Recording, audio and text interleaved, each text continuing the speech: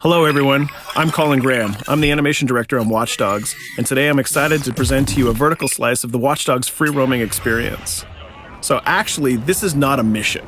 Everything we're going to showcase today is completely systemic, and we're free to do as we please. We start off in the wards, the low-income district of our interpretation of Chicago. When creating the world of Watch Dogs, we wanted to stay true to the city and give a unique flavor to each and every neighborhood, not only in terms of the architecture, but also in terms of the people that you'll encounter and what is happening in their day-to-day lives.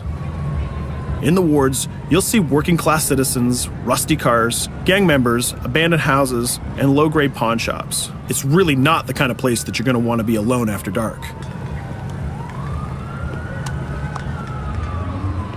Nowadays, modern cities are increasingly managed by software, controlling traffic lights, electricity grids, and surveillance systems. In our version of Chicago, this management software is called CTOS, or the Central Operating System. The CTOS controls everything in the city, and it was created by the Bloom Corporation. Since the CTOS has been installed in Chicago, people get to work faster, the crime rate is dropped, and the communication networks are now more accessible and stable than they ever were before.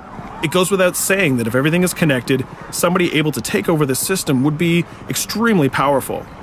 At this point in the game, we don't have control over this district's CTOS system. The icons that you see over people's head mean that we cannot hack into their mobile devices at the moment. We need to find the CTOS control center, install a backdoor virus into the system to take control over all of the infrastructure in this district. There it is, the CTOS control center.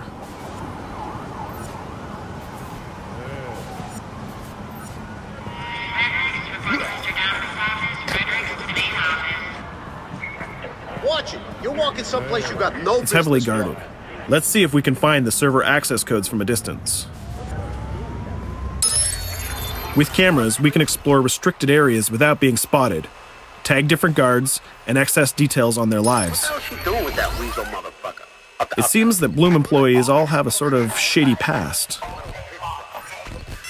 There it is, the access code to the server room. Unfortunately, we can't access the server via the cameras. We need to sneak inside. One thing that was really important to us when we designed Watch Dogs was to fully support different player styles. Every situation in the game can be tackled the way the player sees fit. In this situation, we can go all out guns blazing, completely stealth without the guards ever seeing us, or we can hack from a distance without ever setting foot inside the restricted area. Let's hack this forklift. Aiden can use the environment to distract and lure guards. Pretty much anything you hack has multiple functions. So, for example, you could use this forklift to access the roof, or you could use it to create cover.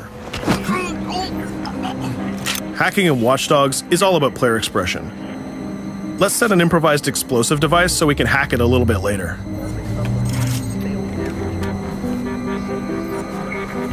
You'll also notice Aiden's low-profile stance. This indicates when the guards are unaware of our presence. We'll try to reach the upper level of the building to see if we can gain a vantage point over our opponents. Everything in the environment can be hacked, so we're going to make some dynamic cover. That's how you spend a day off. Some quality meat. We'll use this forklift to lure the guard towards our IED that we set earlier. Let's see how this plan unfolds. You're working them on.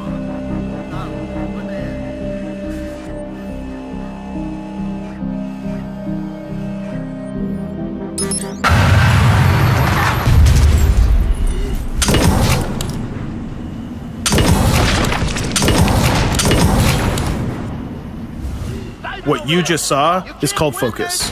It represents Aiden's analysis capabilities and his quick reflexes.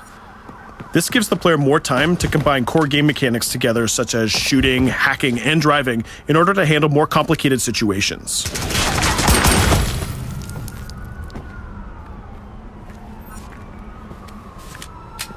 Now we can access that control room.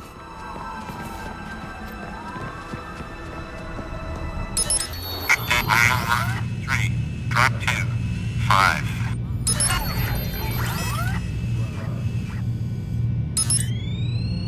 Now we'll be able to hack all of the devices connected to the CTOS within the districts. Thousands of cameras, traffic lights, the electricity grid, and most importantly, all of the citizen information profiles. We can also benefit from the Chicago Police Department Crime Prediction System, which uses facial and pattern recognition to spot potential criminals or potential victims.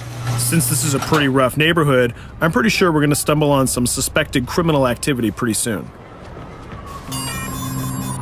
And there it is. The system just pushed an alert of a potential crime. We can see the system trying to triangulate the location on our minimap. Take note, this isn't a mission. This can happen anywhere at any time. We've just spotted a potential victim. It's always up to the player if he wants to investigate or not, to take action or not. So let's see how this turns out. Yeah, you're right. Could I just...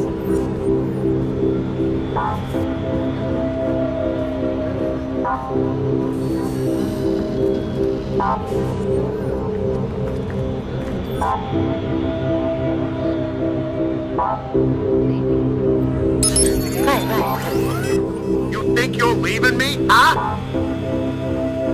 Jesus, I told you to stay away from me! You belong to me now. Get it? You better leave or I'll call the cops! I'll fucking kill you, goddammit. Get off! Yo! That was close. Good thing that we intervened. We managed to prevent the crime, but we triggered a chase. From here, the criminal's behavior is unpredictable. He can try to get away, shoot back at us, surrender, or call for backup.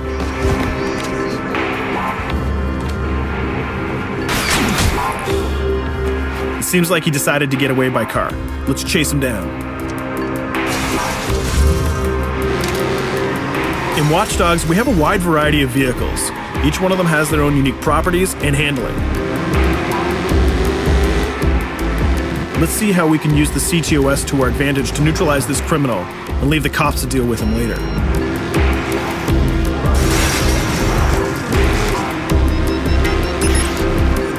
The chase stops right here. Using the blockers usually reserved for the cops during interventions, we managed to stop this criminal without killing him. This gives us a reputation bonus. This system is at the core of the Watch Dogs experience. Depending on how we handle different situations in the game, the media and the citizens will have a different perception of our hero, whether he is a true vigilante or a reckless criminal. This will have repercussions throughout the game. Now, let's head for the Loop, the historical district of Chicago, where you're going to find the most iconic buildings in the city.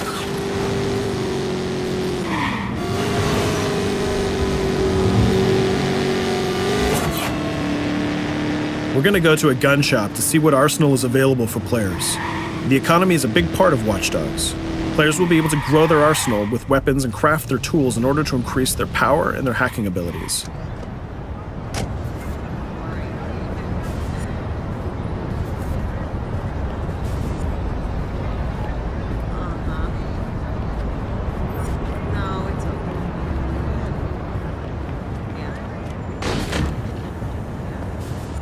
You will find all of the weapons that you would expect in a traditional shooter. Pistols, assault rifles, guns, sniper rifles, and grenade launchers, just to name a few. A lot of bullets were fired in our last encounter with the CTOS guards. Let's stock up on some more ammo. Finding everything.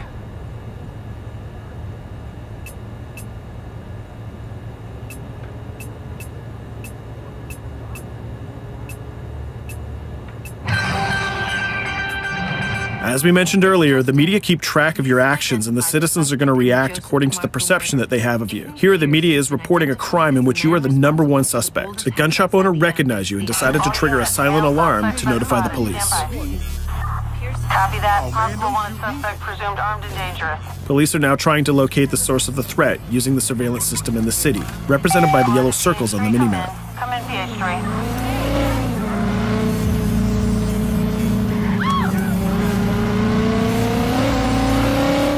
Aiden is able to stall their efforts by hacking into their communication systems while avoiding the scanning areas.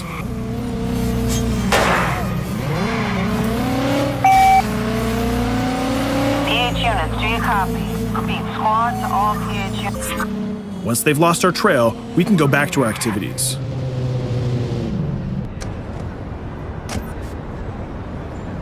One thing that Bloom did to win over the population of Chicago with the CTOS project was to install free Wi-Fi hotspots throughout the city.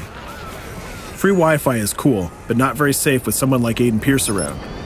Hacking into this box is going to give us access to every device that's connected to it. So let's see where that brings us.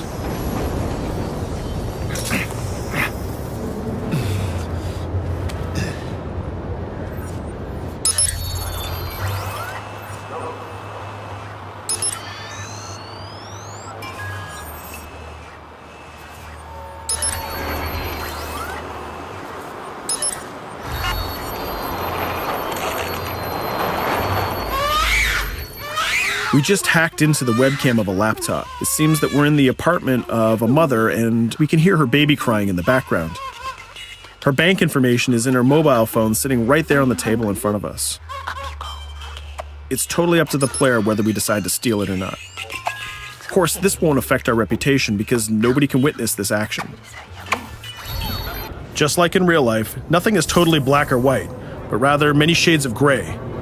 This is exactly the situation where we want the player to question his own morality.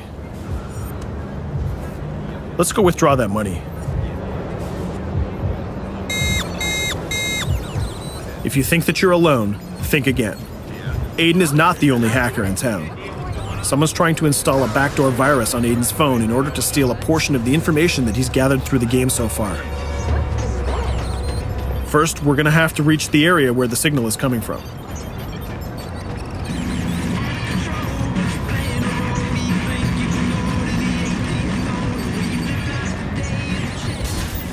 Using our profiler, we're going to try to identify the hacker before the installation finishes.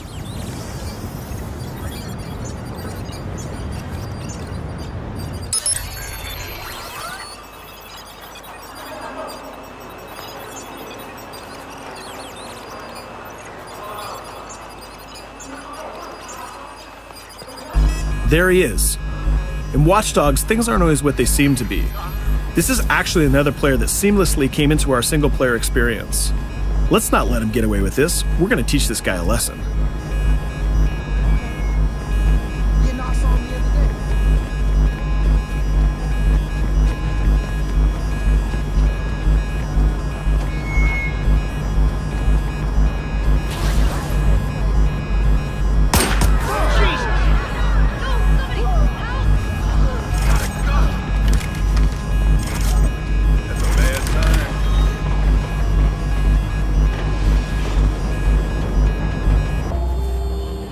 We stopped the hack, but the hacker managed to get away. I don't know about you, but we can't let this pass by. We need to retaliate.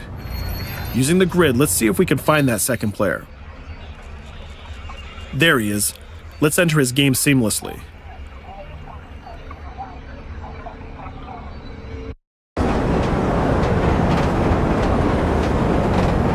The second player is not yet aware of our presence. If we act carefully, he might think that we're one of the many NPCs in the city.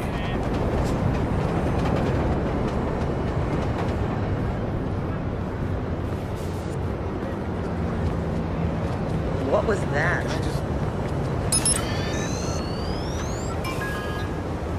So let's find a place to hide and start hacking. What's going on?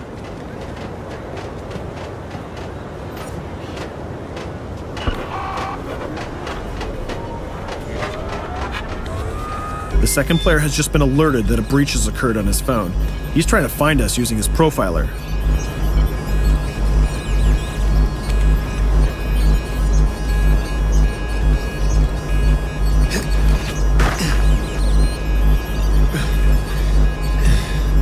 He's dangerously close. Let's hide in the car. We're spotted. Let's get out of there.